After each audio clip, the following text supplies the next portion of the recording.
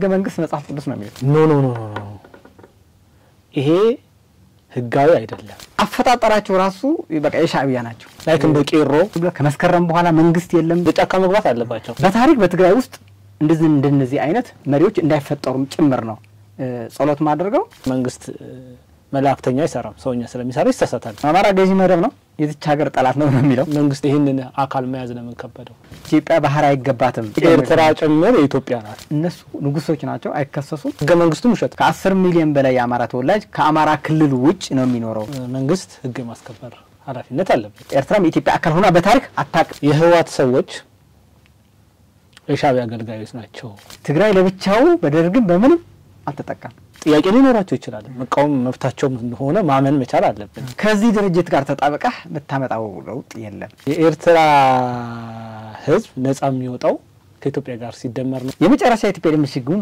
እዛው ነው ሳህል በረሃ ነው የነዚህ ተማሪዎች ጣፋንታ ምንድነው ከዛ ላንደርሳ ማለፍ አትችልም ትግራይ ፓርት ኦፍ ኢትዮጵያ ናት በትግራይ ውስጥ አሁን ስለወልቃይትም ስለራያ ምናምን መወሰናት ለኢትዮጵያ ቫልዩ አለው ለህዝቡስ መፍትሄ ነው ብለው ያስባሉ ሌላ ሀገር አማራጭ ማስቀመጥ ነው ወሎን ክልል ለማድረግ ጥያቄ አቀርቧል የፖለቲካ ልዩነታቸው በጥይት ነው የምንፈታው ካሉ ጥይት ታጥቆ በረሃ ላይ መውጣት ያለባቸው የአማራ ህዝብ ጥያቄዎች አሉት በዚህ ህገ መንግስት ላይ አልተወከልንም የውጭ ግንኙነት ማድረግ የሚችለው የፌደራል መንግስቱ እንጂ የክልል መንግስቶች አይደሉም ይሄ ነው ትልቁ ክፍተቱ የዚህ መንግስት የብልጽግና መንግስት ከጌታቸው ረዳ ጋር እነጋግሮ መግባባት ይችላል ቲፒኤልኤፍ በራሱ አቅም ነው የሚኖረው እንጂ በህዝብ ድጋፍ የሚኖር ኃይል ነው ይያላማል ከሻዕቢያ መንግስት ጋር ድርድር ያደረጉ ነው እኛ ማን መራት እኛ ማን አስተዳደረው ገደል ትግባችን ሀገር ይላል ከደብረ ጽዮን ጋር መግባባት መነጋገር አይቻልም ወይ ጠቅላይ ሚኒስትር ካልፈረመ ወደ ጦርነት ለምትገባ ጭራሽ ሌላ ትንሽ ላንድ ሎክዶችን ማዘጋጀት ነው የሚሆነው ግማሽ ኤርትራው አሁን ኢትዮጵያ ውስጥ ነው እየኖረ ያለው በአመት ወደ 2 ቢሊዮን ዶላር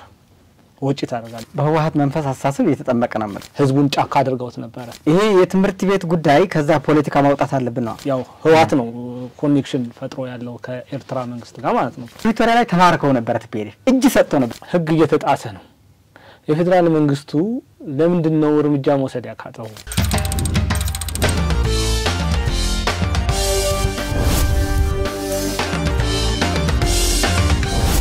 ሰላም ውድ ተመልካቾቻችን ይህ ሳምንታዊ የጅማት ፕሮግራማችን ነው በዛሬ የጅማት ፕሮግራማችን ላይ አንድ ውድ እንግዳ ይዘንላችሁ ቀርበናል ከዚህ ውድ እንግዳ ጋር የምናደርገው ቆይታ አብረን ሆናችሁ እንድትከታተሉ ጠይቃለሁ እንግዳችን ራሱን በማስተዋወቅ ይጀምራል ለተመልካቾቻችን ራስዎትን ያስተዋውቁ መልካም ሚኪ ተስፋ ይባላል በዋናነት በአረና ፖለቲካ እንቅስቃሴና እንዲሁም በፈንቅል የወጣቶች እንቅስቃሴ ነው ማለት የምታወቀው ያው በአክቲቪስት ደረጃ ነው እንግዲህ የተንቀሳቀስኩ ያለሁት እንግዲህ ከሚኪ ጋር በወቅታዊ ጉዳዮች ላይ አንዳንድ ቆይታዎችን እናደርጋለን በሀገራችን ወቅታዊ ጉዳዮች ላይ ማለት ነው ትግራይን ከመራት ፕሬዝዳንቶች ከጌታቸው ከደብረ ጽዮን ከታደሰ ወረደ ለርሶ ማን ይሻላል በጣም የሚገርም ጥያቄ ነው በነገራችን ያነሳልኝ ነው ትግራይን ለማሻገር ትግራይን ከጦርነት ለማውጣት ተማሳሳይ እድለኞች በጣም ወርቃማ ድጋፍ ያገኙ ጌታቸው ረዳና ደብረጽዮን ናቸው ደብረጽዮን ወደ ትግራይ ሲመጣ የመጀመሪያ ሲመጣ ያልተሰጠው ድጋፍ የለም በ2 ወር 3 ወር ውስጥ ማለት እና ያንን ድጋፍ ይዞ ከጀርባ ወደሱ እሱም እንዲጠቅማቸው ያመጡት ኃይሎች አሉ ብዬ ነው ማለውና ነስፋት ማም ጋር ከኋላ ዋናው ባለቤቱና ባይጻይ ሲመስ ነበር ያመጡትና ልክ ፓወር ህዝባዊ ድጋፍ ሲመጣ የፖሊስ ለውጥ ማምጣት ይችላል ነበር ቦታው ላይ ተቀምጠው ማለት እኔ ቦን እንደዛ ነው ማረጋውና ልክ ቦታው ላይ ተቀመጠ ወደዛ ገፍተው ሲያመጡ ወደ ጦርነት እየቀሰቀሱ የሚወስዱ ኃይሎች ማስወገድ አለበት ማለት ህዝቡ ለማዳን ማለት ነው አንተ ነው የደገፈና ያ መወሰን እየቻለ ህዝብ ድጋፍ ይያለ አፈርድም ያብልቶ 1 ሚሊዮን ጨርሶ ብቻውን የቀረው እንትና በጣም ወርቃማ እድል ያበላሸው ደረሰኝ ነው ቀጥሎ ሁሉም ነገር አልቆ ህወሓት ጥቁር ሱፍና ቀይ ከረባታ አድርገው ፕሪቶሪያ ላይ ተማርከው ነበር ቲፒኤልኤፍ እጅ ሰጥተው ነበር በነገራችን ላይ ተማርኳል ብዬ ነው ማምነው ምክንያቱም አቋማቸው የነበረው በሙሉ ሽጣው ነው የመጡት የተመረጠው መንግስታቸው አፍርሰው ህገወጥ ነበር ብለው ከመስከረም በኋላ መንግስት የለም ብለው አውጀው የነበረው ከመስከረም በኋላ የተመረጠው መንግስታችን ነው ብለው ተቀብለው ባጭሩ ተማርከው ነበርና ያ የተማረከውን ኃይል 5-6 ኃይሎች ወደ ህግ አቅርበው ተጠያቂነት አመጡ ትግራይን በዚህ 3 ዓመት ውስጥ ከነበረው በላይ አክሞ ማዳን ይችል ነበር ጌታቸው ረዳ። ምክንያቱም የዓለም አቀፍ ዲፕሎማሲ ነበረው። ዓለም አቀፍም ትግራይ ለማገዝ ከፍተኛ ርብርብ አድርገዋል። የኢትዮጵያ መንግስትም ከፍተኛ በጀት በጅቶታል።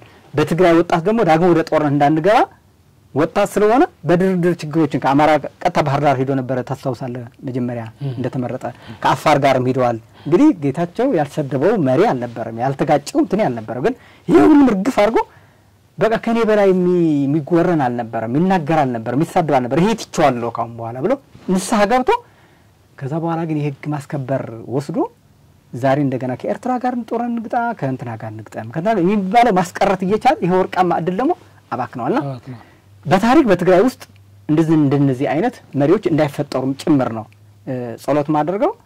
መፈጠርም እንዳይፈጠሩም ህዝብ መታገል አለበት ይላል። ሁለቱም ምክንያቱም አንድ እድል ስታገኝ ነው ወደ ህዝብ ማህበረት መቀጠል እና አባክነዋል።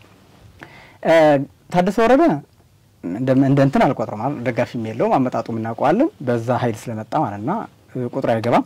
ግን እኔ ማደንቀው አንድ ሰው አለ፣ ገብሩ አስራት ነው ማደንቀው። የትግራይ የመጀመሪያው ፕሬዝዳንት ገብሩ አስራት ነው። የክልል መዋቅር ካመጡ በኋላ ፕሬዝዳንት የሆነ ገብሩ አስራት ነው። ገብሩ አስራት የሰራውን ስራ አለና 17 ዓመት ጦርነት ላይ ቆይታ ትግራይ ከዛ በኋላ መንግስትነት ይዘው 87 ላይ ደግሞ የሽግግር መንግስት አቋቁመው ህገ መንግስት አርቀቀው የክልሉ ፕሬዝዳንት ከሆነ በኋላ 3 ዓመት ክፍተት ነበረች እስከ 90 ከ87 እስከ 90 በሶስት ዓመት መካከል ላይ በትግራይ ውስጥ ከፍተኛ ውጤት ነው ያመጣውና የቀላሚኖ ትምህርት ቤት አቋቁመዋል። ትልቅ በኢትዮጵያ ተወዳዳሪ የሌለው ሆስፒታል አይደር ሆስፒታል የሚባል ነበር ገንብተዋል። የገበሬዎቹ የመስኖ ልማት ራያ ፕሮጀክት ነበረ።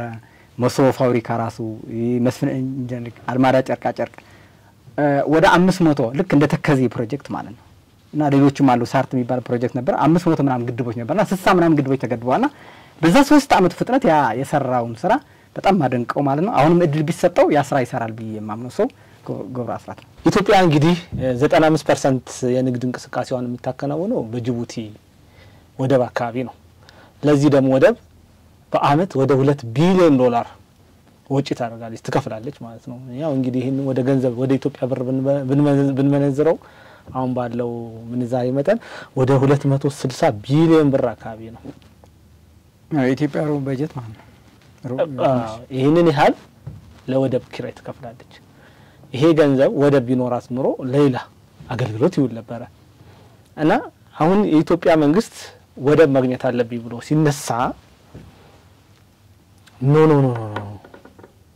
ይሄ ህጋዊ አይደለም የሚሉ የሚቃወሙ ማህበረሰቦች ደግሞ ብቅ ማለት ጀምረዋል። ይሄንን እንዴት ያይዛል? እንግዲህ ኢትዮጵያዊ ዜጋ ሆኖ ይሄን ኢትዮጵያ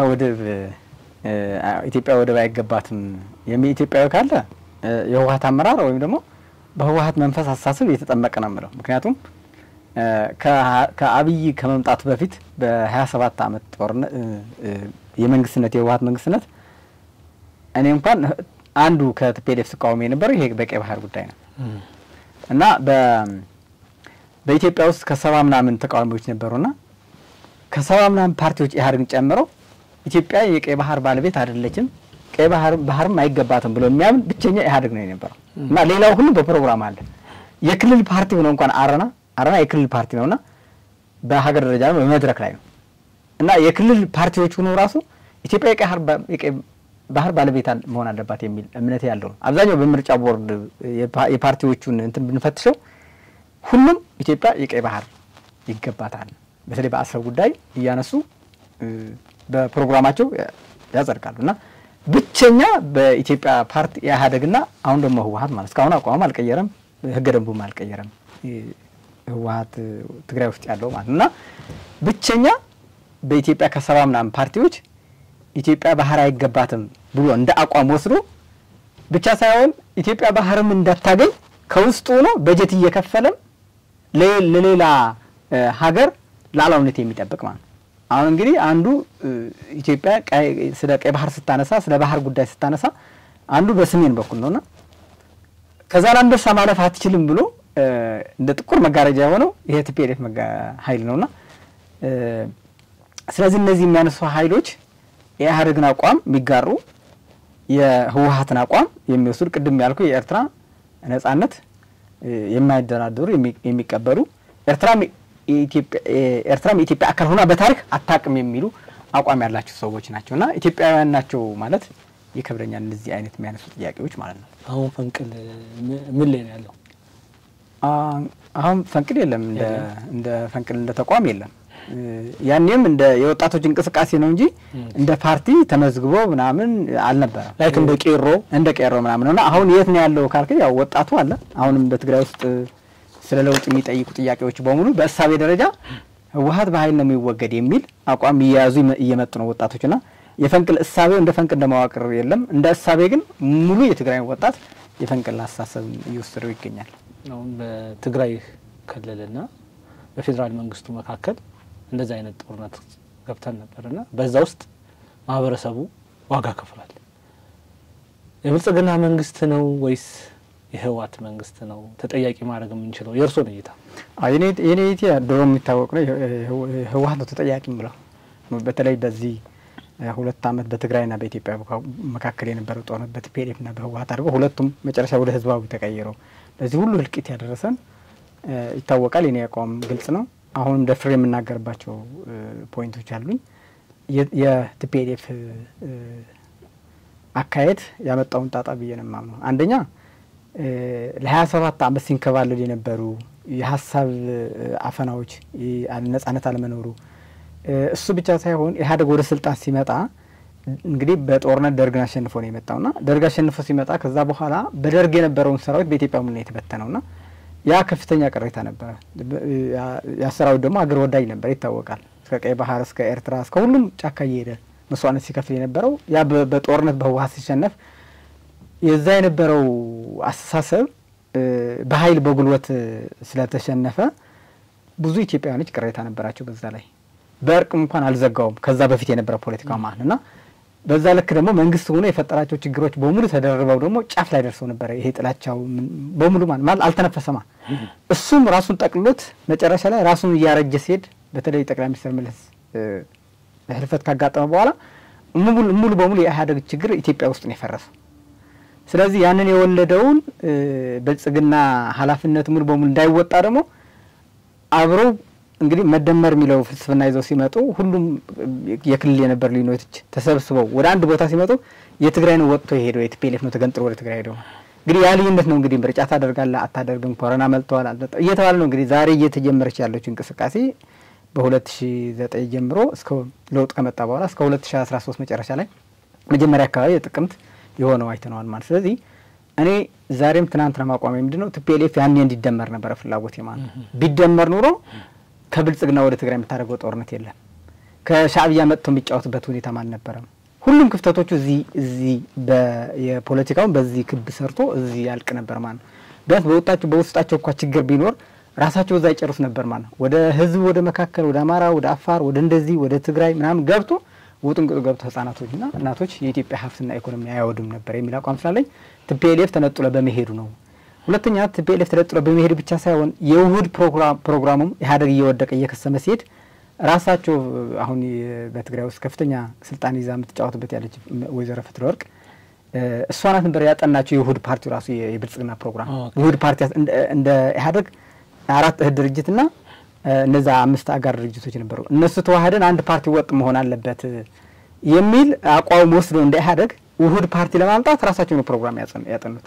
እስከ አዋሳ ሄደው ጉባኤ እስኪያደርጉ ድረስ ዋናው ፕሮግራሙ ራሳቸው ሲመ ምክትሉም በኋላ በትግራይ ጊዜያዊ አስተዳደር ፕሬዝዳንት የነበረ ዶክተር ሙሉ እሱ ምክትሉ አሁን ነበር ዩኒቨርሲቲ ነው አጥንተው የሰሩት ማለት።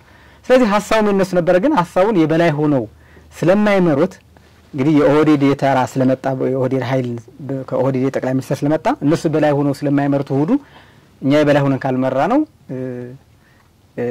እንደገና አንድ እሱ ምክንያት አድርገው ሁለተኛ ደግሞ ሻዕቢያን ይዞ ነው ጣልቃ ገብቶ እኛ እየመታን ያለ ቅሬታ ስለነበራቸው የህወሓት አመራሮች ወጥተው ሄዱ ማለት ነው። ያ መውጣቱ ለ1 ሚሊዮን ህዝብ ህልቅ ለሁሉም ለትግራይ ለነበረው ለዚህ 4 አመት 6 አመት ህልቂት ጦርነት ተጠያቂ እነሱ ናቸው ማረጋቸው። የኔ አቋም ይሄ ነው። የኢትዮ ኤርትራ ጦርነት ላይ ማለት ነው እንደተባለው ባድመን ተይዞብናል ብሎ ነው ጠቅላላ የኢትዮጵያን ህዝብ የቀሰቀሱት። በኋላ ላይ ደግሞ ባድመን ፈርመው ሰጥተዋል። ግን ለኢትዮጵያ ህዝብ ባድመን ለኢትዮጵያ ተወሰነ ብሎ ደግሞ ዋሽተውናል። ማለት ይሄ ቁማር አይደለም ወይ? በነፍስ አስይዞ የሚጫወቱት ቁማር አይደለም ወይ? ምንድነው ጥቅም ቫልዩ ምንድነው? እዚህ ላይ እንደዚህ አይነት ቁማሮች ጥቅማቸው ምንድነው? እነሱ የፖለቲካ እሳቢያቸው ጥቅም አላቸው። በእነሱ በእኛ በኢትዮጵያ አንተ አሁን በኢትዮጵያ ሆነ ስታስበው ያው በብዙ ነገር ቁማር ልትለው ትችላለህ። በእነሱ ግን ቁማር አይደለም። እነሱ ሁሌ እኔ የምገመግማቸው የራሴ አቋም ሰዎቹ በኢትዮጵያዊነታቸው ራሱ ማስቀምጣቸው ሰዎች አይደለም። ምክንያቱም መንግስት ሆነው ጫካ በረሃ ተቃዋሚ ሆነው የመጀመሪያ መርህ አላቸው። ከሻዕቢያ ጋር አብረው የሚታገሉት ከውጭ ኃይል ጋር የሚያብሩበት አንድ መርህ ነበራቸውና ኢትዮጵያ ጠላታችን ነው የሚል መነሻቻ አላቸው። ኢትዮጵያ ለነሱ እንደ ባዕድ ሀገር አሃዳዊ ገዢ ሀገር አድርገው ልክ እንደ ጣሊያን እንደ እንግሊዝ አድርገው ነው የሚያስዋት ኢትዮጵያን ማለት ነው።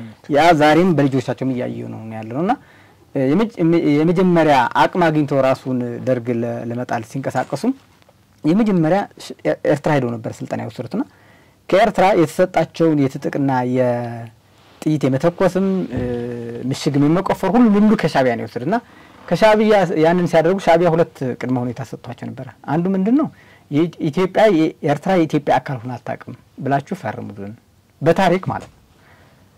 እንግዲህ ኤርትራ አካል ኢትዮጵያ ሆና አታውቅም ብለው ፈርመዋል እነሱ።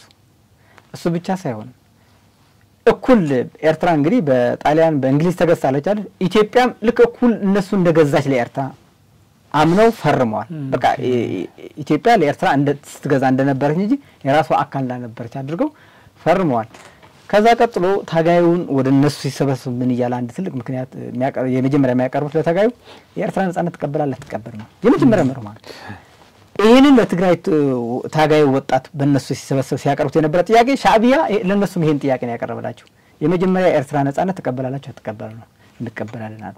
ከዛ እነሱ የሰበሰቡት ወጣት በሙሉ የኤርትራ ነጻነት ተቀበላላችሁ ተቀበል 10 ነጥቦች ነበር በነገራችን ላይ ከ10ም ነጥብ 10ኛው አችናት ነጥብ ማለት የኤርትራ ነጻነት ተቀበላላችሁ ተቀበል ነው። ስለዚህ አልቀበልም ካለ 9ኙ ተቀብለው እንኳን ስለ ዲሞክራሲ ስለ ብሔር መብት ስለ ትግራይ የህግ የበላይነት ምናምን የሚያነሷቸው የነበሩ ጥያቄዎች በቋንቋ መማር ምናምን እነዚህ በሙሉ ተቀብለው ወጣቶቹ የኤርትራ ነጻነት የማይቀበል ከሆነ በእነሱ ትግል አይቀጥልም። አይ በእምኑ ተከቀጠለ ከተማጎታቸው እስከ መግደል ራሱ ይደርሳሉ ያስወግዷቸዋል ማለትና አጠቃላይ ድርጅቱ ስሪቱ መነሻው የኢትዮጵያ ሉዓላዊነት የኢትዮጵያ ህዝብ ክብር ለመጠበቅ የመጣ ድርጅት አይደለም። እንዳጋጣሚ ግን በሻዕቢያን ድጋፍ ይዞ ጋሪው ነው እዚህ ስልጣን ከያዘ በኋላ ደግሞ የያዛት አቋም አሁን ምችን ያለችው 1 ሚሊዮን አልቆም በበረዶም በጨለማም በኤርትራ ሉዓላዊነት አንደራደር ይሆናል ነው እንደሚሉት እንኳን አደረሷችሁ ኤርትራ እንድትገነጠል ከፍተኛ ዋጋ ከፍለናል ብቻ አይደለም ቢሉ በነገራችን ላይ ኤርትራ እንድትገነጠል ሀገር እንድትሆን የትግራይን ህዝብ ከፍተኛ ዋጋ ከፍለዋል እንኳን ደስ አላችሁ ይላል። የትግራይ ወኪል ሆኖ ማለት እንግዲህ የትግራይን ህዝብ ኢትዮጵያ ነው የሚኖረው።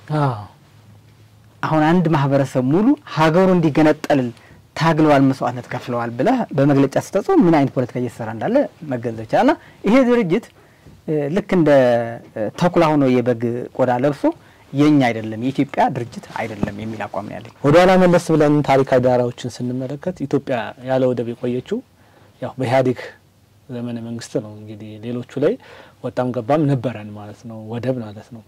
እና ይሄንን ወደብ ያጣችበት መሰረታዊ ጉዳይ ምንድነው?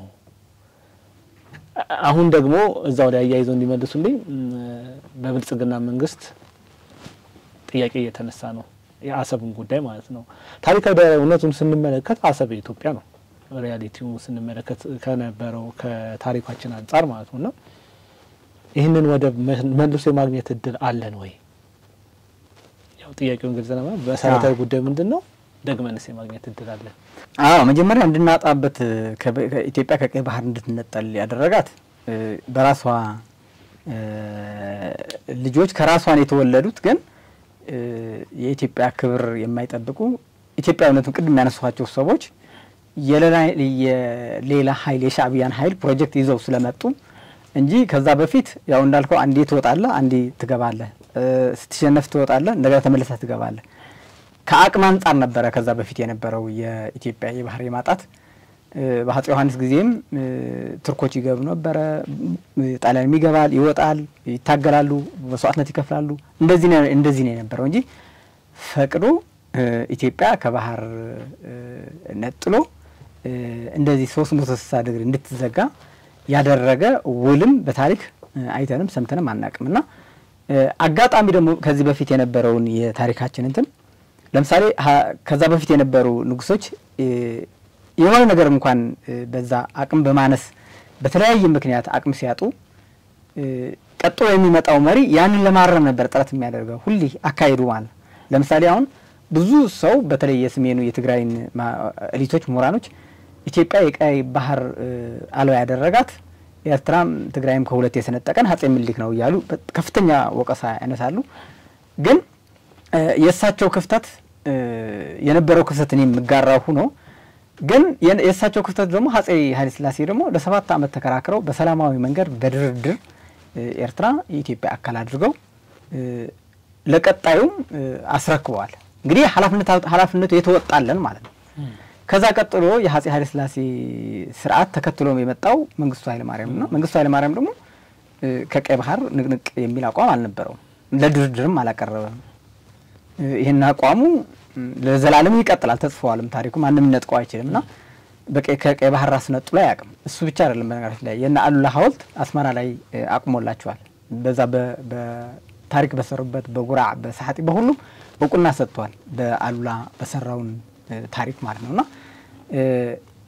ይሄንንም አጥንቶ ነው የቀጠለው ማለት ይሄ ታሪክም ጠብቆ ነው የቀጠለው መንግስቱ ኃይለ ማርያም ከዛ ቀጥሎ የመጣው በግለሰብ ከሆነ መለስ ነው የመጣውና መለስ ምንድነው የሰራው ነው ያችን በረሃ ሲወጡ ለትግራይ ወጣትም የኤርትራ የኢትዮጵያ አካል ሆና አታቅም የምትለው አቋም ከዛ ቀጥሎ የኤርትራ የመጀመሪያ ቅድሚያ ከ10 ነጥቦች አንዷ የኤርትራ ነጻነት ተቀበላላት ተቀበለ 9 ተቀበለ ኢትዮጵያዊ ሆነ ለነሱ ጋር ለመታገል 9 ነጥቦች ስለ ዲሞክራሲ ስለ ልማት ስለ እኩልነት ስለ ዲሞክራሲ ምናምን የሚነሱ ጥያቄዎች ተቀበለ የኤርትራ ነጻነት ካልተቀበለ እነሱ ጋር አልተቀላቀለ ወይ ትገደላለህ በኤርትራ ሰላይ መጥቶም ያስገድሉሃል ከኋላም ያስገድሉሃልና እዚህ ላይ እቺን አቋም ደግሞ እንዳጋጣሚ ነው መንግስት ሆነ ማለት ይሄ አቋም ነው እንግዲህ መንግስት ይሆን ይሄ ኃይል ነው መንግስትነት ያዘውና ልክ መንግስትነት ሲይዝ የተደረገው ምንድነው በቀጥታ የኤርትራ ያችን በረሃ ያዘው አቋም ነው የተፈጸመችው አንድ የኤርትራ ኢትዮጵያ አልነበረችም የሚል አቋም ስለነበራቸው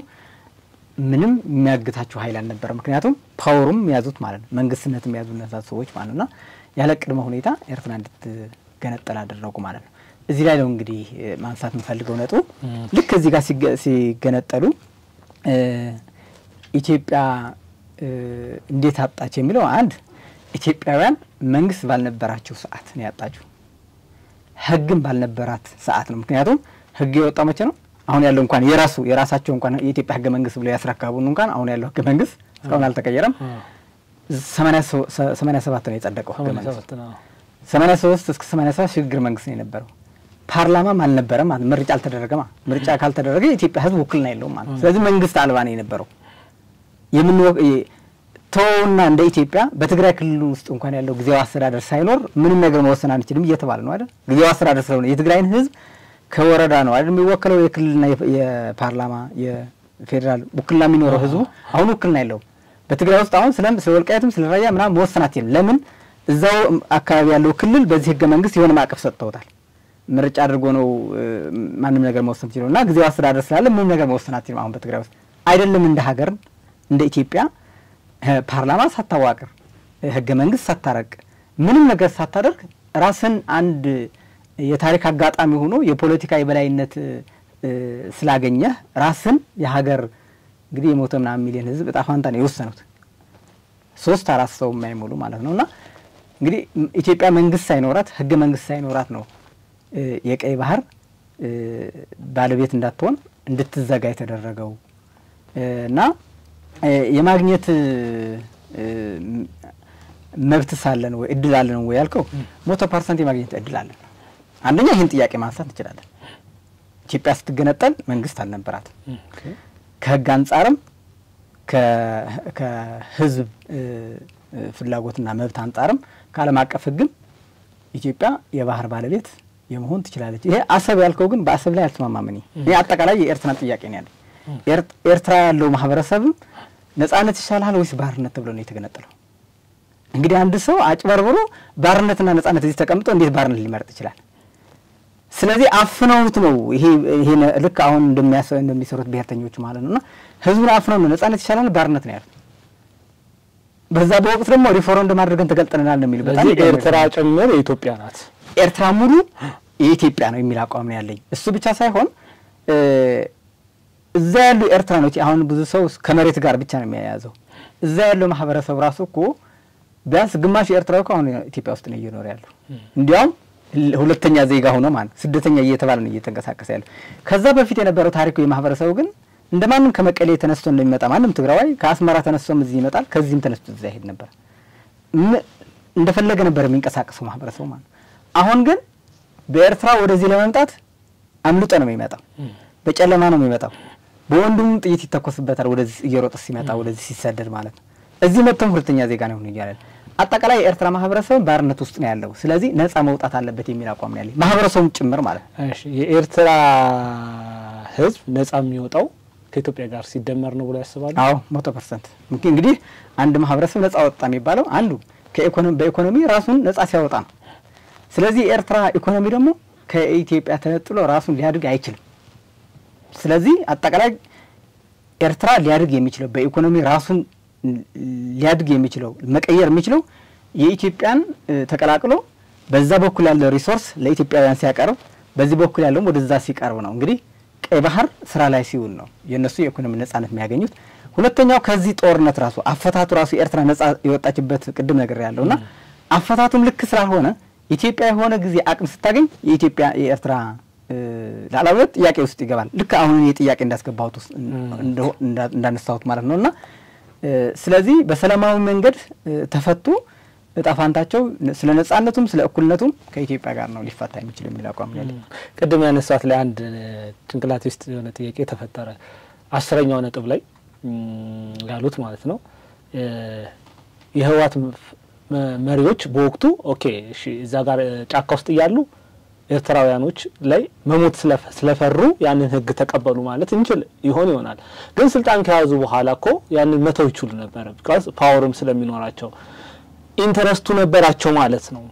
ኤርትራ ከኢትዮጵያ ጋር እንዳትቆይ ኢንተረስት ስለነበራቸው እንጂ ስልጣን ላይ ሲወጡ እኮ መተው ይችሉ ነበር። እዚህ ላይ ምን አለ አሁን እኮ ቅድም አንስቻለሁ አላስከኝም እንጂ እነዚህ ሰዎች የመጀመሪያ ፈጣጣራቸው የኤርትራ እንጂ አሁን ሞት ፈርተው ነው የምትላቸው አንተ እንደሱ አይደለም። ሞት ፈርተው ምናምን የሚባል ነገር የለም።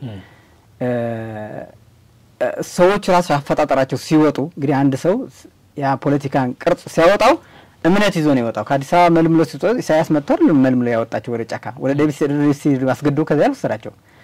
እንዲያም እዚህ አንድ ታሪክ አስታወስከኝና መለስ ተክሌ የሚባላል የመጀመሪያው እዚህ በአፄ ኃይለ ሥላሴ የተገደለ ከነ ጥላሁን ይግዛው እና ያ መሬት ላራሹ ብሎ ዋና ቀስቃሽ ነበር ያን መለስ ተክሌና በጣም ንቁ ነበር እና በእነ ህወሓት መስራቾች አንዱ ግዴ ዘርአጽዮን ይባላልና ግዴ ዘርአጽዮን አሁን ጂና ግዴ ዘርአጽዮን ከና አረጋው የህወሓት ዋና መስራቹ ማለት እና ያ ሄዶ ጥያቄ ያቀርብለታል ለመለስ ተክሌና መለስ ተክሌ ያን ጥያቄ ሲያቀርብለት ኤርትራ ትግል ተጀምረዋል ከነሱ ጋርም አብረን እንታገላለን ይሄ የብሔር መብት ልናረጋግጠው የምችለው በትግላችን ነውና ከኛ ጋር ተቀላቀል ጀምረናል የሚል ቤቱ 3 ጊዜ ሄዶ ነው የጠየቀው እዚህ አዲስ አበባ ማለት እና ሄዶ ሲመለምለው ለመመልመል ሲል ምንድነው ያለው አይ አንደኛ እናንተ ኢትዮጵያ የአማራ ገዢ መደብ ያላችሁ የምትጠሩት ነገር እንዴት ነው አማራኛ የሚገዛ እኛ እኮ የስሜንን ራሳችን ንጉሶች ነንና ማን ነው ገዢ ያርጋችሁ ያስቀማጣችሁት አማራው ሁሉ እንደ ትግራዋይ እኩል ደህንነት ውስጥ የሚኖር ማህበረሰብና እና የትኛው አማራ ገዢ መደብ ነው ለትግራይ ህዝብ የገዛው በታሪክስ ለትግራይ ማህበረሰብ የትኛው ከአማራ መጥቶ ነው የገዛውና ይሄንን አማራ እንደ ገዢ መደብ አርጋችሁ ያስቀመጣችሁትን አካሄድ ትክክል አይደለም እንደገና በብሔር መደራጀት ደግሞ አልፈልግም ምክንያቱም የብሔሩን ጣጣ ሄዶ ህዝባችን ነው የሚበላው እና ለውጥ ልናመጣ አንችልም በጣም ከፍተኛ ንቃተ ህሊና ነበረው ያኒ ልጁና እንደዛ ብሎ ሲመልስላቸው ተለያዩ ማለት ነው እና ሌሎች ግን አምነው ሄዱ ወደ ጫካ ስለዚህ ተገደው አይደለም ይሄዱ ማለት አምነውበት እዛ በረሃም ሄደው እስከ መጨረሻ መንግስት ከሆኑ በኋላም ያ እምነታቸው ተግባር ያደረጉት በመሃል ላይ ግን ምን ተፈጥሮ ነበር በነገራችን ላይ ብዙ ሰው ትንሽ ልብ አይለው እንግዲህ ህወሓት ማለት በነገራችን ላይ ዋናው ከጀርባ ሆኖ የሚያንቀሳቅሱ ስፋት ናጋናቸው አሁንም አሜሪካ ሆኖ የሚያንቀሳቅሱ እሳቸው ናቸውና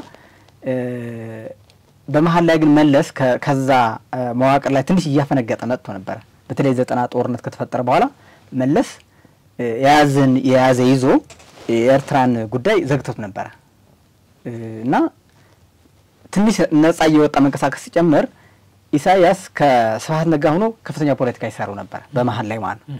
ምክንያቱም ከሻዕቢያ ጋር ያፈነገጠ ኃይል ስለተፈጠረ በዚህ በኢትዮጵያ ውስጥ ማለት እና መለስ የባህር ጥያቄን ባያነሳ የኤርትራ ሉዓላዊነትም ጥያቄ ባያነሳ በድሮ አቋም ቢዘውም ግን ከሻዕቢያ ግን ተቆራርጦ ነበር መለስ እና መለስን ሲቃወሙት ኢሳያስ ለነስብሐት ነጋ ያግዛቸው ነበርና በዚህ ላይ እንቅስቃሴ እዛ ግንቦት ሰባት ላይ ነበረው ደምሂት ምናምን የሚባለው ታስታውስ ከሆነ ኦነግና ደምሂት በትግራይ ሲገቡ ስብሐት ነጋ ተቀበሏቸው ነበር ታስታውስ ከሆነ እና እነዛ ሲቀበላቸው ከሻዕቢያ ጋር ተነጋግረው ከኢሳያስ ተነጋግረው የተቀበሏቸው ያን ይሄ የመጣው መለስ ከሞተ በኋላ ነው እና ይሄ ግንኙነት አሁን ዛሬ አስመራ እየደገሙት ነውና ይሄንን ኃይል የነስብሐት ዋናው ቲሙ ኢትዮጵያ የባህር አልባ እንድትሆን ያደረጋት ሙሉ በሙሉ የነመለስን ውሳኔም ተቀላቅሎበት እንግዲህ ስራ አስፈጻሚ በሙሉ ነው የወሰነው ያን ማለትና አብዛኛው አደርባይ ነው በሙሉ ማለት የዛ አገልጋይ ነው የነበረው እና ከዚህ አንፃር ነው እኔ የማየው። ወደ ሌላ ጥያቄ ሳልፍ አማራ ክልል ላይ 685 ሁለተኛ ደረጃ ትምህርት ቤቶች አሉ።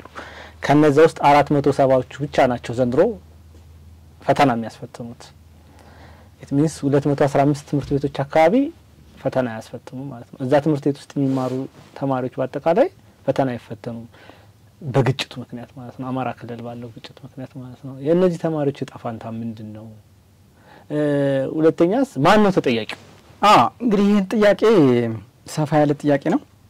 በዋናነት እዛ አካባቢ ያለው ኃላፊነት ያለው ሰው ሞር ቢጠየቀው ጥያቄ ቢመለሰው ደስ ይለኛል። ምክንያቱም ያለው በተጨባጭ መሬት ላይ ግን የችግሩ አሁን ያነሳው ጥያቄ ግን ለአማራ ብቻ የሚመለከት አይደለምና በትግራይ ውስጥ እኔ እንደ አንድ ትግራዋይ በትግራይ ውስጥ ለ2 አመት ትምህርት ቤት ተቋርጦ ነበር። በ2 አመት ውስጥ ያጋጠመው ችግር እኛ ነው የምናውቀው በቅርበት ማለት ነው። ትምህርት ቤት ተዘግቶ ሁሉ ነገር ተደርጎ 10ኛ የነበረው 3 አመት ምናምን የቆየው እስከ ጊዜው አስተዳደርም ተመልሶ እስኪያቋቋም ምናምን 3 አመት ምናምን የፈጀውና አለፈበት ትምህርቱ ማለት ነው። ይሄ ብቻ አይደለም። በነገራችን ላይ አብዛኛው አሁን በጥያቄ ባላቸው አካባቢ በዚህ በራያ ጸለምት አካባቢ አሁን ጸለምት ያለው እንትና እንዲያውም የሆነ መረጃ ለማስተዋወቅ ሞክሬ ነበር 6 አመት ሙሉ ትምህርት ቤት አልተጀመረም። እንግዲህ 6 አመት በወቅቱ የተወለደው ህፃን ልጅ ወይም ደግሞ 6 አመት የነበረው ህፃን ልጅ ዛሬ ስንት 12 አመት ነው ትምህርት ቤት አልጀመረም። በወቅቱ 10 አመት የነበረው 4ኛ ምናምን ደርሶ የነበረ አሁን 16 አመት ደርሶታል ትምህርት አልፎታል ማለት ነውና እነዚህ ልጆች ልክ አሁን የአማራም ህፃናቶች ወይ ደግሞ ወጣቶች እየደረሰባቸው ያለው ይሄ ነው። በእኛ ላይ በትግራይ በኩል የነበረው ነው አሁን አማራ ክልል እየተፈጠረ ያለውና እነዚህ ህፃናቶች ወጣቶች ዕጣ ፈንታቸው ምንድነው ያልከው? በትግራይ ውስጥ ያየነው ሁሉም ወደ ሀሽሽ ነው የገባው፣ ሁሉም ወደ ጫት ነው የገባው፣ ሁሉም ወደ ሽጋራ ነው የገባው ማለት ወጣቱ። አሁን መቀሌ ብትሄድ ፋሽን የሆነው እሱ ነው። ቤት 20 30 ወጣቶች ተሰብስበው ያ ህፃን እነዛ ወጣቶች የነበሩ እንግዲህ 10 አመት የነበሩ 16 አመት ሆነዋል ብያለሁ። 17 አመት ሆነዋል። ትምህርት ቤት አይገባቸው ምክንያት ቀድሞ ወደ ሀሽሽ ገብተዋል፣ ቀድሞ ወደ ሱስ ወደ ጫት ገብተዋል ማለት። ስለዚህ በዛ በኩል ያሉ ህፃናቶችም የነሱ ዕጣ ፈንታ ነው እየደረሰባቸው ያለው እና ከዛ 18 ምናምን 17 አመት የደረሳቸው ወደ ስደት ነው እየሄዱ ያለው። ስለዚህ ይሄ ነው ዕጣ ፈንታቸው እየሆነ ያለውና በጣም አሳዛኝ ነው። ችግሩ በጣም ከባድ ነው። ማን ነው ተጠያቂ ይላልከው? ግን እንግዲህ በኃላፊነት ደረጃ ማንንም አንጠይቅም፣ መንግስት ነው የምንጠይቀው። መንግስት ነው የሚያስተዳድረው። በዋናነት ይሄን ትምህርት ቤት እንዳይቀጥል የሚያደርጉ ኃይሎች የመንግስት ኃላፊነት ነው። የመንግስት ኃላፊነት ደግሞ የመጀመሪያ ስራው ህግ የማስከበር ነው። ትምህርት ቤት እንዳይማር ትምህርት ቤታቸው የሚያፈርስ አስተማሪውን የሚያሳድድ ህፃናቶች ወደ ትምህርታቸው እንዳይገቡ ስጋት የሚፈጥር ኃይል በህግ ነው እንግዲህ መከበር ያለበት ማለት። ስለዚህ ህግ የማስከበር ነው የማን ኃላፊነት ነው? የመንግስት ኃላፊነት ነው።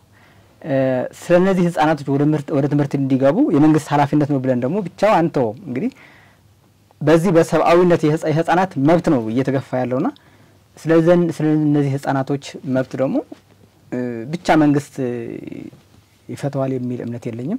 ወላጆቹ መተባበር አለባቸው። እነዛ ማለት እንደ ሰብአዊነት ያው ጥያቄ ማቅረብ እንችላለን። እነዛ ትምህርት ቤት እንዲስተጓጎል የሚያደርጉ በክልሉ ችግር የሚፈጥሩ በትምህርት ቤት በጤና ጣቢያ በሁሉም በህዝብ ግልጋሎት ላይ ችግር የሚፈጥሩ ተጠያቂዎች ናቸው። እነሱ ማቆም አለባቸው። እንደ ኢትዮጵያ ለቀጣይም ዜጋ አሁን በፖለቲካ አንፃር ነው አይደል ያን እየቆመ ያለው ጦርነት ወደ ጦርነት ይሄድ ያለው እነሱም እንኳን እድል አግኝተው መንግስት ቢሆኑ እንግዲህ የተማረ ሰው ያስፈልጋቸዋል፣ ፊደል የቆጠረ ዜጋ ያስፈልጋቸዋል በእነሱ እሳቤ እንኳን ማለት ነው። ስለዚህ የመማርና የማስተማር ከፖለቲካ ጋር መገናኘት ያለበትም የሚል እዚህ ጋር ነው ዋነኛው ጥያቄ እዚህ ጋር ነው። ኦፍ ኮርስ መንግስት ህግ የማስከበር ኃላፊነት አለበት። ህግ ለማስከበር በሚሄደው እርምጃ ውስጥ ደግሞ ማህበረሰብ ውስጥ የሚገቡ እነዚህ ተቃዋሚ የምንላቸው ወይ መንግስትን የሚቃወሙ ጥያቄ ሊኖራቸው ይችላል። መቃወም መብታቸው እንደሆነ ማመን መቻል አለብን። because መንግስት መላእክተኛ አይሰራም፣ ሰውኛ ስለሚሰራ ይሳሳታል። መቃወማቸው ትክክል ነው። እንነጋገር የሚል ሐሳብ መጥቶ መነጋገር ፈቃደኛ ካልሆኑ ቅድም እንደበላናል መንግስት ህግ ማስከበር አለበት እስከተባለ ድረስ ህግ ለማስከበር ይሄዳል። እዛ ሞመንት ላይ ማህበረሰብ ውስጥ ይገባሉ እነዚህ ሰዎች። እርምጃ በሚወስዱበት ሰዓት ንጹሃን ተገደሉ የሚል ደግሞ ሌላ ፖለቲካ ይሰራል። ኢንዳይሬክትሊ ደግሞ ትምህርት ቤቶችን እያቃጠልን፣ ተማሪዎችን እያፈናቀልን፣ መምህራኖችን እየገደልን፣ የጤና ባለሙያዎችን እየገደልን ምን አይነት ፖለቲካ ነው መስራት የምንችለው ነው? እውነት ምን ፈልገውን ፓወርስ ብናገኝ በትክክለኛ መንገድ ነው የመጣ ነው ወይ? እዚህ ጋር ነው እንግዲህ ቅድም ያልኩህ እኮ መንግስት ብትሆን የተማረ ዜጋ ያስፈልጋል ብያለሁ። ግን ከዛ በፊት ግን እኔ ምን አንድ ጥያቄ እዚህም መልሼልሃለሁ። ይሄ የትምህርት ቤት ጉዳይ ከዛ ፖለቲካ ማውጣት አለብን ነው። ለምሳሌ አሁን ቀይ መስቀል አለ፣ ለምሳሌ በጦርነት ጊዜ ይሄዳል ምልክት አለውና ያ አርማ ነው እንግዲህ የሚያሳልፋቸው ማለት የገለልተኛ እንደሆነ እና እነዛ ትምህርት ቤትና ጤና ጣቢያን በነገራችን ላይ ተዋጊዎች መጥተው ሁሉ የሚታከሙበት ነው። እነዛ ቢጎዱም እዛ መጥተው የሚታከሙትና ትምህርት ቤቱም ቀጣይ መንግስት ብትሆንም ልትመራው የምትችለው ህዝብ የተማረ ህዝብ ሲኖር ነው የተሻለ ውጤት ልታመጣው ይችላልና ከመንግስት አንፃር አይደለም። ይሄ ከነዛ ታጣቂዎች ኃይሎችም ይሄ ትምህርት ቤት ነፃ ማድረግ አለባቸው ነው። እዛ ላይ መገኘት የለባቸውም ማለት። ምክንያቱም ትምህርት ቤት ነፃ ሆኖ ህጻናቶች መማር ስላለባቸው። ስለዚህ ምክሩ ለሁሉም ነው፣ ለታጣቂዎችም ከዛ ከትምህርት ቤት መራቅ አለባቸው። ድሮ እኮ ወላጆቻችን አባቶቻችን በነገራችን ላይ ጦርነት ሲገጥም ጫካ ሄዶ ነበር የሚገጥም። የውስጥ ሽኩቻ ምናምን ሲያጋጥማቸው እነዚህ ራስ ምንላቸው ወይ ደጃዝማች ምናምን ይባሉ የድሮ ነገስታቶች ጫካ ሄዶ ነበር የሚገጥሙትና ከህዝብ ጋር አይቀላቀሉ እና ከነሱም ልምድ ቢወስዱ ቢያንስ ጫካ እንደፈለጉ ሊያደርጉ ይችላልና ይሄንን ከትምህርት ቤት አንፃር፣ ከጤና ጣቢያ አንፃር፣ ከማህበረሰቡ አንፃር ከማህበረሰቡ መጠጋት የለባቸውም። የፖለቲካ ልዩነታቸው በጥይት ነው የምንፈታው ካሉ ጥይት ታጥቆ በረሃ ላይ መውጣት ነው ያለባቸው። ያ መንግስትም በዛ መሆን አለበት። ዋናው እንደኔ አቋም ግን የታጣቂ ደጋፊ አይደለም። በቃ የፖለቲካውን ጉዳይ በጥይት ነው የሚፈታ የሚል እምነት ካላቸው ደግሞ ወደ ጫካ ሄደው ቢገጥሙ ትምህርት ቤት መቀጠል አለበት። ልክ እንደ ቀይ መስቀል ትምህርት ቤቱ ቢከበር በሁሉም እርሶ ፕራይም ሚኒስቴር ቢሆኑ እንበል ፕራይም ሚኒስቴር ቢሆኑ እንበልና እናስብ እና እንደዚህ አይነት ተግዳሮት ገጠሙት ስልጣኖት ላይ ማለት ነው። እነዚህ ሰዎች መሸሽ አለባቸው ግን ማለት ወደ ጫካ መግባት አለባቸው። አልገቡም። ትምህርት ቤቱን መጠለያ ያደረጉት፣ ቤተክርስቲያንን መጠለያ ያደረጉት እነዚህ ተቋማት የሚባሉትን ቀን ወጥተው እርሶ የሚመሩትን ህዝብ ጨርሰው ወይም ገድለው ተመልሰው ደግሞ እዛ ይደበቃሉ። ምን ሊያደርጉ ይችላሉ እርሶ? እኔ ጠቅላይ ሚኒስትር ብሆን ማድረገው የመጀመሪያው የኔ ስራ ህግ ማክበር ነው። እንግዲህ ስልጣን ሲሰጠ ህግ እንዳከብርለት ነው።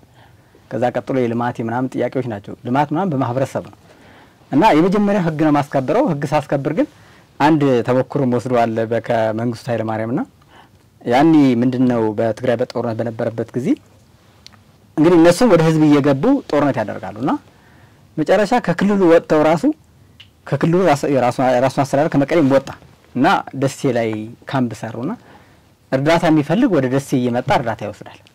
ከዛ መድረስ የማይችል ደግሞ በሄሊኮፕተር ነበር የሚጣላቸው። ያ በሄሊኮፕተር ሲጣል ያ እርዳታ ምን ይሆን ነበር? ታጣቂዎችም ይወስዳሉ፣ ህዝቡም ይወስዳል። ስለዚህ ያለህን ችግር ምንድነው? አሁን ጠቅላይ ሚኒስትር ብሆን ይሄንን ችግር እስኪፈታ ድረስ አንድ ወታደራዊ የራሱ አቀማመጥ አለው ማለት ከህዝብ ጋር የሚኖር አይደለም።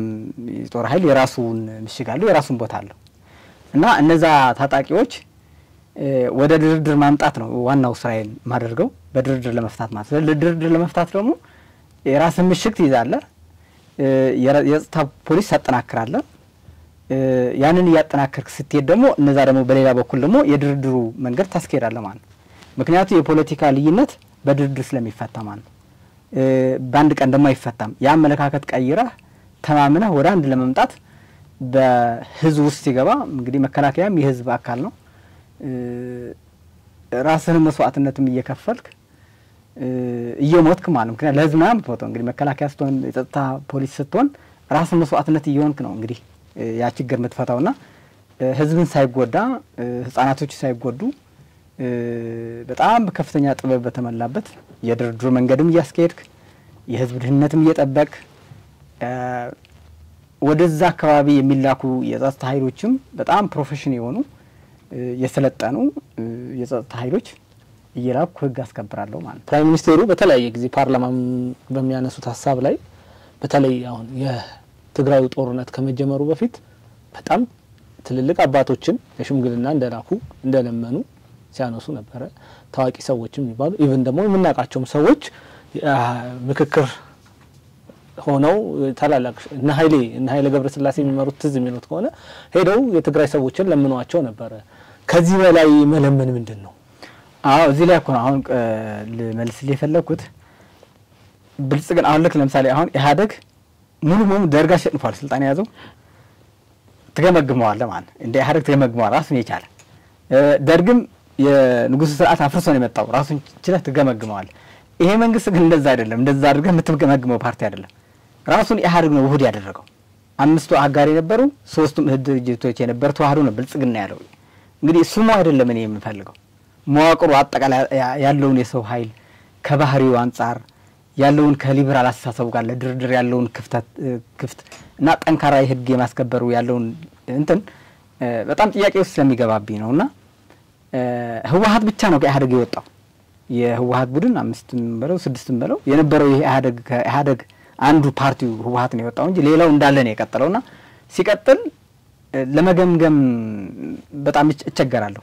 ምክንያቱም እዛ ውስጥ ያለውም የፖለቲካ አመራሩም አብዛኛው ከኢህአዴግ ልምድ ይወሰደም አለ እና ሙሉ በሙሉ ኢህአዴግ ደግሞ ኢህአዴግ አቋሙ ምን ያውቃሉ ለድርድር ምንም ቦታ የለው እና ከዛም የወሰደው ነገር ሊኖር ይችላል በውስጡ ማለትና ቃሉ ከላይ የሚነገረው እንዳልከው ድርድር በቃ ነፃ ክፍት ነው ማለት ሚዲያዎች የሚነገሩ ማለት ግን በድርድር የሚፈታቸው ችግሮች ደግሞ ብዙ እየተመለከትን አይደለም።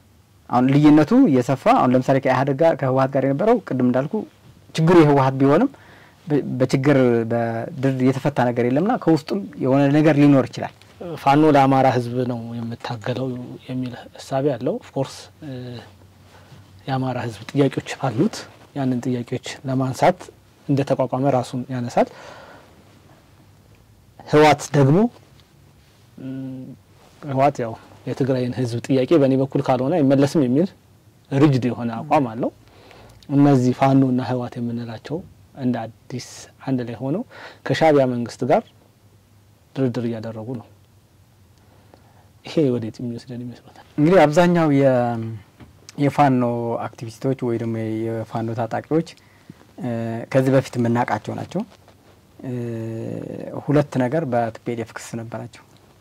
ክሱ ምንድነው? አንዱ አማራ ገዢ መደብ ነው ብሎ ፈርጀው የአማራን ህዝብ የዚች ኢትዮጵያ ያለውን በሙሉ ችግር ኃጢያት ተሸካሚ አድርገውታል።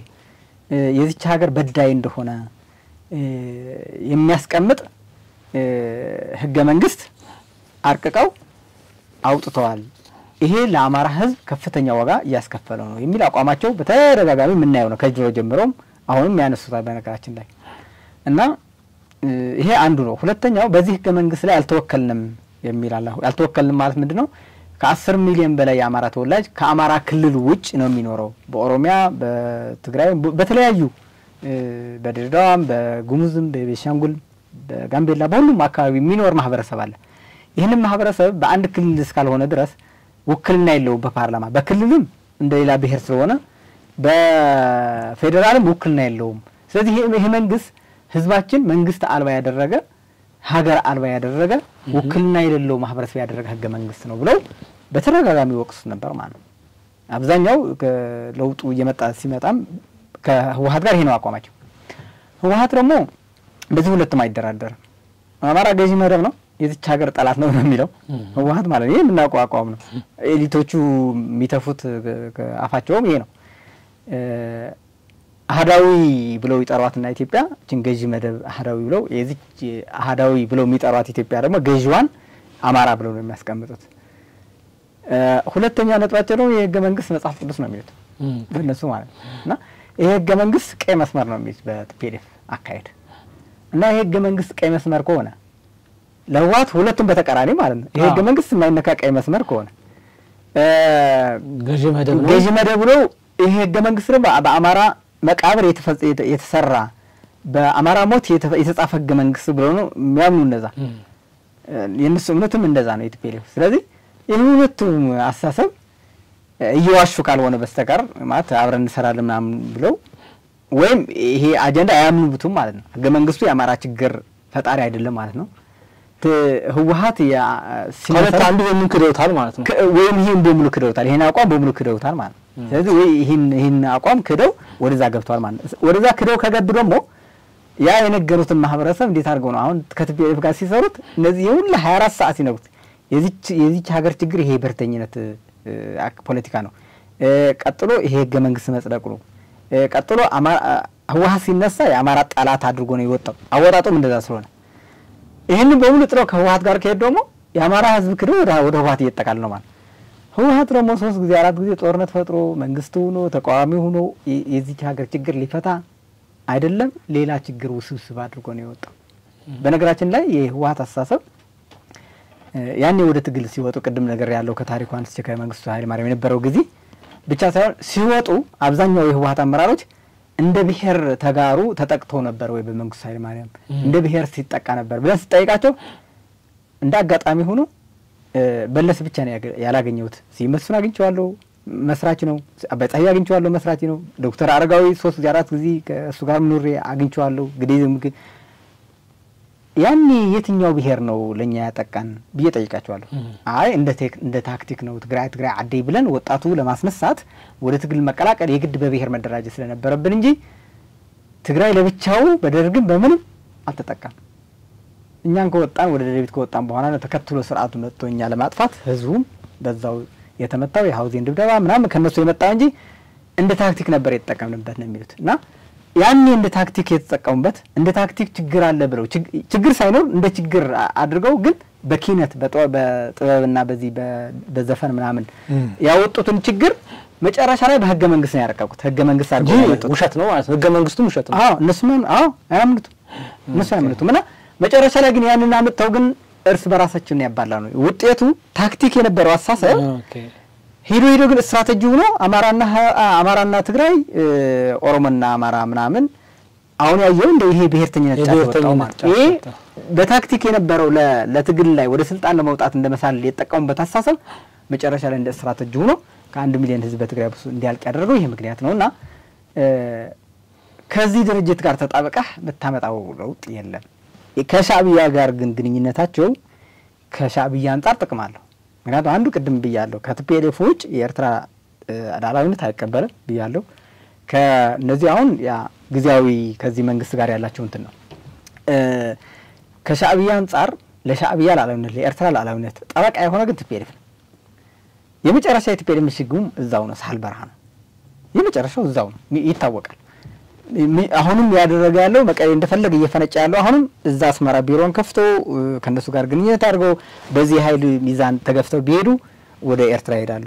ቀድሞም ሻዕቢያ የሚገባበት ሁኔታ አይፈጠርም ብዬ ነው ማሰብ። ምክንያቱም ሻዕቢያ የራሱ ሀገር ስለሆነ ስለዚህ ሻዕቢያ ጥቅም አለው ከሻዕቢያ አንፃር ማለት ነው። ስለዚህ እነሱ ይህን መንግስት ለማንገዳገድ ወደ ድርድርም ለማምጣት በኃይልም ለማሸነፍ የሱን ኃይል ይፈልጋሉ ማለት ነው። ስለዚህ አንፃር ነው እዚህ ሁሉ መልሰውት የተረዳት አንድ ነገር አለ። የህወሓት ሰዎች የሻዕቢያ አገልጋዮች ናቸው ኦር ደግሞ ለኤርትራ የሚሰሩ ናቸው። ይሄ አገልጋይ ናቸው የሚለውም በደንብ ባሻሽለው ደስ ይለኛል። እሺ አፈጣጣራቸው ራሱ በቃ የሻዕቢያ ናቸው። በቃ ሻዕቢያ አሁን ሁለት ምናምን ነው የሚያደርገው ሰው ግን እኔ እንደዛ አይደለም ማስባቸው። የመጨረሻው እዛው ነው አፈጣጣራቸውም እንደዛ ነው። ግዴ መጥቶ እዚህ ጋር የመጀመሪያ ሲመለምላቸው ያችን ጥያቄ ናት። ምክንያቱም እኔ ህወሓትን እንጂ ሰው እኮ አይደለም እየጠራው ያለው ፓርቲ ነው እሳቤ ነው አይደል መዋቅሩ ይሄ ሁለት ነጥብ ነው። ስለዚህ በጨለማም በበረዶም በፀሐይም በዚህ ጉዳይ አልደራደርም የሚል ከሆነ ኤርትራ መዛው ነው እኮ በኤርትራ ጉዳይ አልደራደርም ነው የሚለው። ስለዚህ ግንኙነት ምንድነው? ምንም ግንኙነት የለም። ስለዚህ እንዳለ ሻዕቢያዎች ናቸው። ይሄ በጣም አመሰግናለሁ። እንግዲህ ጥያቄዎች እየጨረስኩ ነው። የብልጽግና መንግስት ከጌታቸው ረዳ ጋር ተነጋግሮ መግባባት ችሏል። ከደብረ ጽዮን ጋር መግባባት መነጋገር አይቻልም ወይ? አንደኛ ለትግራይ ህዝብ እንደ ህዝብ አይደለም የሚያዩት ማለት ተራ እቃ አለ አይደል? በቃ እንደ መቶ ቅድም አንስቻለሁ 17 አመት አግለው ወጣቱ እዚህ ጋር ሲያደርሳቸው ወጣቱ ወደ ዳንሻ ወደ በርሃኔ ጣሉት። ምንም 500 ብር ትራንስፖርት ማሰጡት። ሴቶችም ወደ ጎዳና ነው የጣሏቸው። የባድሜው አይተናል። እንደዛ ባድሜ ማስረክቦት ምናምን አሸንፈናል ለኛ ተሰጥቶናል ብሎ ህዝብ አስጨፍረው ምናምን መጨረሻ ላይ ውል የሆነው አይተናል። ማንም የጠየቃቸው የለም። ባድመም ሽጦ የጠየቃቸው የለም። አንገረ መተማ የሚባል ቦታ አለ በነገራችን ብዙ ሰው የማያውቀው በመተማ አካባቢ ለሱዳን ለስሜ ሱዳን ይሸጡት ባንጉል ሙሉ ወደ ብዙ ብሎኮች ማለት ከነ ልማቱ በሙሉ አሳልፈው ለሱዳን ሰጥተው ማንም የጠየቃቸው የለም። ኤርትራ ስትገነጠል ማንም የጠየቃቸው የለም። ህግ ሳይኖራቸው ሁሉ ሲወስኑ ምንም የፈለጉ ገንዘብ ብድር እያመጡ መልሰው በአካውንታቸው አዝሮ ሲሸሹት ማንም የጠየቃቸው የለምና ለህዝቡ እችን ምትወጣ አሁን ደግሞ 1 ሚሊዮን ህዝብ ጨርሰው 5-6 ቀይ መስመር ነበራቸው። ትዲኤፍ አንደራደርም ሀገር እንሆናለን ምናምን ከዚህ መንግስት አንኖርም እቺ ኢትዮጵያ ያላሉት ነገር የለም። በሙሉ እርግጥ ታርጎ ፕሪቶሪያ ሲፈርሙ እነዛ በሙሉ ሰርዘው ነበር የፈረሙትና እችን ምታክል ለህዝቡ እንትን አይሉትም። እነሱ ንጉሶች ናቸው፣ አይከሰሱም። ማንም እንትን አይላቸውምና ከዚህ አንፃር ነው ጌታቸው ረዳ ያለው ላይ እንግዲህ ጌታቸው ረዳ ለራሱም እንደ አዲስ ፓርቲም ለማቋቋም እንትን እንቅስቃሴ እያደረጉ ነው። ግን እኔ የማስበው ምንድነው ሙሉ ይሄ ለውጥ ኃይል አሁን ከጊዜው አስተዳደር የነበረው አብዛኛው ኢትዮጵያዊነት ተቀብለዋል። ኢትዮጵያዊነት መቀበል ብቻ ሳይሆን ወደ ጦርነት የገባንበት ቅድም ያነሳውን ጥያቄ ተቀብለውታል። አሁን ባለው በሚያዩት ነገር ጦርነት ማስቀረት እንችል ነበር ለካ እንደዚህ ከሆነ የህወሓት እብሪተኝነት ትዕቢት ድንቁርና ያንንም ስለነበረ ታዲያ ያኔ ያ ህልቂት ያመጣውን ትግራይ በሙሉ ይሄ ራያ ወልቃይት ማን በጃቸው ነበር አይደል? ከጦርነት በፊት ጦርነት ከተነሳ በኋላ ነው አሁን ወልቃይት ይመለስ አይመለስ ወደ ከዛ በፊት ግን ነበር በጃቸው ምርጫ ሳያደርጉም ከነስ። ስለዚህ አሁን የጌታቸው ላይ ያሉት ምን የሚል አቋም ይዘዋል? ጦርነት ራሱ ማስቀረት እንችል ነበር የሚል አቋም ይዘው መጣ። ዋና ፖይንቱ ደግሞ እዚህ ነው ያለችው። ስለዚህ ጦርነት ማስቀረት የሚችል ከነበረ የ1 ሚሊዮን ህልቂት አሁን የተፈጸመው ያለው ችግር በሙሉ ወደ ቲፒኤልኤፍ ላይ ወድቃል ማለት ነው። ይሄን አስተሳሰብ ወደ ማመጣው አሁን ያለውን ቲም ይዘዋል። ይሄ ከያዘ እኔ ዝም ብሎ ተጠቅልለው ወደ ፌደራል መንግስት ቢገቡና ፓርቲ ምናምን አሉ እዛ ሳሰውያንም አረና ምናምን አሉ ለውጥ አላመጡም እነሱ። ስለዚህ የትግራይን ውክልና ይዘው ስለዚህ ዝም ብሎ እንደ ፓርቲ ምናምን ሳይሆን በዛ ውስጥ ያለው ለውጥን ኃይል ወደ ፌደራል መንግስት ቢካተት በየሙያቸው በየስልጣናቸው ምናምን ቢሰጡና እንደ ተጋር ሆኖ ቢቀላቀሉ እዛ ያለው አፈንጋጩ ኃይል እየተዳከመ ይሄዳልና ይሄ ነው ማገዝ ያለብን የሚል አቋም ያለ ቢያንስ እንደ ኢትዮጵያዊነት ከተቀበሉ ከዚህ በፊት የነበረው ችግር በህወሓት ነው አመጣጡ ማስቀረት ይቻል ነበር ብሎ ካመኑ ካም በኋላ ወደ ጦርነት እንዳንገባ ደግሞ ሊያስቀሩ የሚችሉ ስራዎች እንዲሰሩ እነሱ ማቀፍ ያስፈልጋል የሚል ሐሳብ ያለ። እሺ እንግዳችን አመሰግናለሁ ለነበረን ቆይታ። መጨረሻ ላይ የሚሉት ሐሳብ ካለ እድል ልስጦት። ጨርሻለሁ። እኔም አመሰግናለሁ ስለሰጣችሁኝ ከልብ አመሰግናለሁ። እሺ ውድ ተመልካቾቻችን የዛሬው ጅማት ፕሮግራማችን ይሄንን ይመስል ነበር። ከእንግዳዬ ጋር ጥሩ ቆይታ አድርጌያለሁ ብዬ አስባለሁ። እናንተም ፕሮግራሙን እንደምትወዱት ተስፋ አደርጋለሁ። መልካም ሳምንት ይሁንላችሁ። በቀጣይ ሳምንት በሌላ የጅማት ፕሮግራም ሌላ እንግዳ ይዤላችሁ እመጣለሁ። መልካም ጊዜ